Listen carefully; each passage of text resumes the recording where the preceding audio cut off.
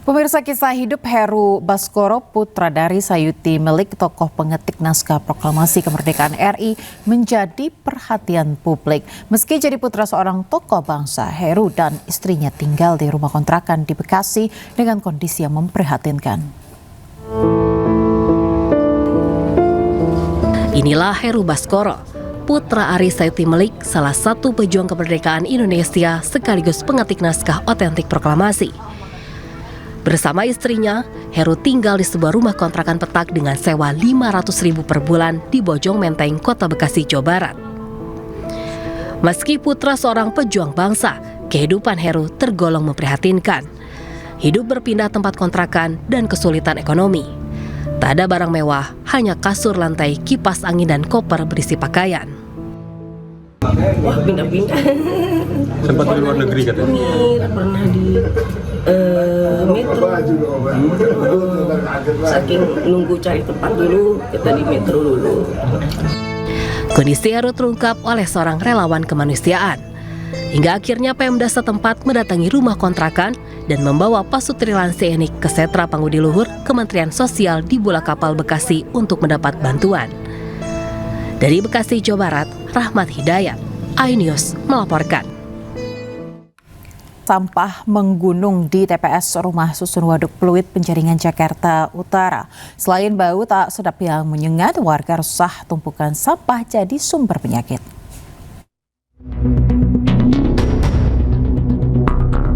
Hampir 2 tahun, tumpukan sampah di TPS Rumah Susun Waduk Pluit, Penjaringan, Jakarta Utara tidak kunjung diangkut hingga menggunung. Tumpukan sampah ini merupakan limbah rumah tangga penghuni rusun. Selain menimbulkan bau tidak sedap, kondisi ini membuat warga khawatir tumpukan sampah menjadi sarang penyakit dan mengganggu aktivitas sehari-hari. Warga mengaku sudah berulang kali melapor kepada petugas lingkungan hidup.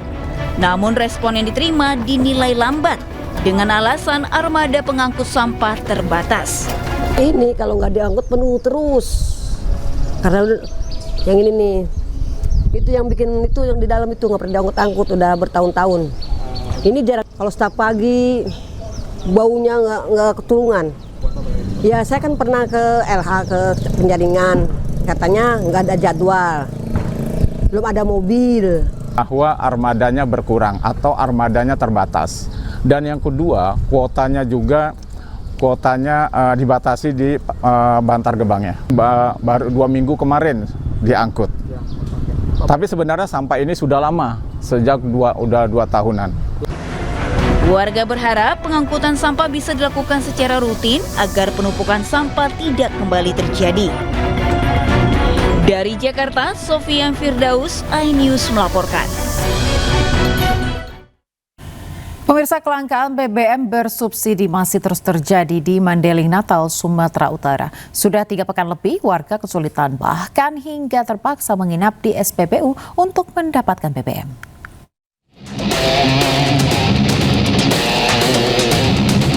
Antrian kendaraan mengular sepanjang 2 km di salah satu SPBU di Mandailing, Natal, Sumatera Utara. Sebagian kendaraan ini telah antre sejak semalam hingga harus menginap demi mendapatkan solar. Kelangkaan BBM jenis solar maupun Pertalite sudah terjadi sejak 3 pekan terakhir. Kelangkaan disebabkan pengurangan pasokan dari Pertamina. Nah, biasanya kita kan pemesanan dalam 1 hari 24 nih. Mungkin ada pengurangan stok ataupun karena dari depot Sibolga kita kurang tahu, Pak. Jadi pemesanan kita setiap hari 16 ton. Jadi udah berapa lama ini antri-antri begini aja terus? Selama ini antrian kita udah dalam 1 minggu ini begini terus antrian solar kita. Habis nih tiap hari? Habis, Pak. Sebagian warga bahkan mengeluhkan aktivitas mereka menjadi terganggu. Lama ini Bang begini aja Bang? Sekitar 3 mingguan lah. 3 minggu ya Bang? Kalau abang gini antri-antri terganggu nggak Bang kerjaan kita gini? Oh, jelas lah terganggu, Pak. Habis waktu ya Bang? Habis waktu. Warga berharap pemerintah segera turun tangan mengatasi masalah ini. Ahmad Hussein Lubis, iNews melaporkan. Pemirsa, ada-ada saja kelakuan pengendara yang bikin geleng-geleng kepala. Di Surabaya, Jawa Timur, seorang pemotor nekat berkendara di atas rel kereta. Sementara di Cianjur, Jawa Barat, pengendara mobil nekat melintas di jembatan yang hanya boleh dilewati motor dan pejalan kaki. Kelapa. Video ini viral dan bikin geleng-geleng kepala. Sebuah minibus penuh penumpang nekat melintasi jembatan gantung di Kecamatan Cikadu, Cianjur Selatan yang hanya diperuntukkan untuk motor dan pejalan kaki.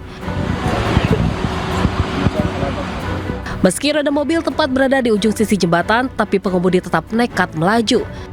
Diduga gara-gara ingin mempersingkat jarak tempuh sampai di tujuan. Dari biasanya 2 jam kalau lewat jalan biasa, menjadi 1 jam dengan melewati jembatan gantung. Tak hanya membahayakan keselamatan pengendara, jembatan khusus motor ini juga rawan rusak karena kelebihan beban akibat dilewati mobil. Ada lagi aksi berkendara yang membahayakan. Seorang pemotor dengan santainya melaju di atas rel kereta api aktif di kawasan Sidotopo Lor, Surabaya. Aksi pemotor yang terekam CCTV ini diduga untuk mempersingkat perjalanan meski jelas-jelas membahayakan. PT KAI menghimbau masyarakat untuk tidak main-main beraktivitas di sekitar jalur rel, karena tak hanya membahayakan diri sendiri, tapi juga mengancam perjalanan kereta api. Tim Liputan iNews melaporkan. Seorang dokter PPDS pemirsa ditemukan tewas di semak-semak samping RSUD Tengku Raffian Siak, Riau.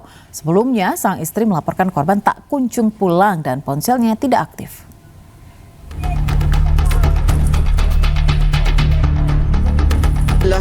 Sesosok jasad pria ditemukan di semak-semak tepat di samping RSUD Tengku Raffian Siak. Korban diketahui merupakan seorang dokter residen spesialis anestesi yang tengah menjalani pendidikan dan bertugas di rumah sakit tersebut.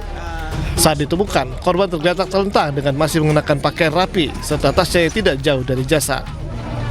Penemuan jasad dokter residen ini menggemparkan warga sekitar. Jasad kemudian dievakuasi untuk diperiksa lebih lanjut termasuk penyebab kematiannya. Polisi juga telah meminta keterangan sejumlah saksi.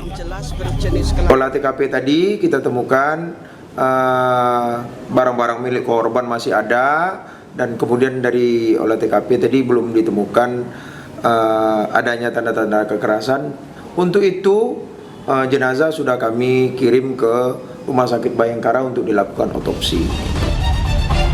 Penemuan jasad dokter ini berawal dari laporan istri korban yang melaporkan suaminya yang tak kunjung pulang dan ponselnya tidak aktif. Dari Siak, Riau, Eli Suwanti, iNews melaporkan. Rahasia penjual labu yang utangnya ke bank membengkak dari 500.000 menjadi 70 juta kembali datangi Mapolres Jombang. Ia berharap polisi bisa membantunya lepas dari jeratan hutang tersebut.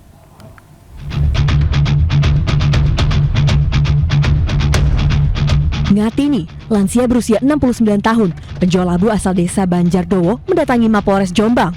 Ia menegaskan dirinya tidak pernah utang hingga 15 kali, seperti yang disebutkan Bank Jombang saat rapat dengar pendapat atau RDP dengan DPRD. Dalam RDP disebutkan, Ngatini berutang yang pertama sebesar 12 juta dan yang terakhir sebanyak 2 kali, masing-masing 70 juta.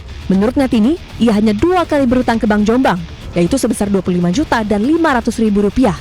Ia kaget karena kini utangnya disebut membengkak hingga 140 juta rupiah. Ngatini mengaku sempat didatangi oleh petugas bank yang menawarkan damai, di mana ia hanya tinggal melunasi utangnya yang kedua sebesar 70 juta. Balasannya, Ngatini harus mencabut laporannya di kantor polisi. Ngatini menolak tawaran tersebut dan menyerahkan penyelesaiannya kepada kuasa hukumnya.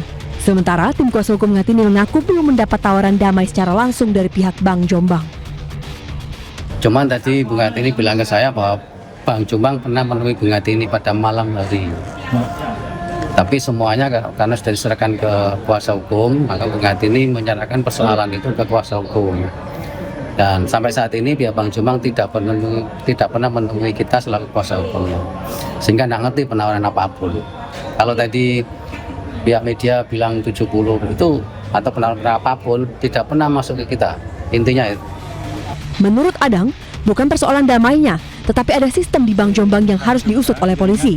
Sebab, jika dibiarkan, hal ini akan memperburuk citra Bank Jombang sebagai bank milik pemerintah daerah. Dari Jombang, Jawa Timur, Mukhtar Agus, iNews melaporkan.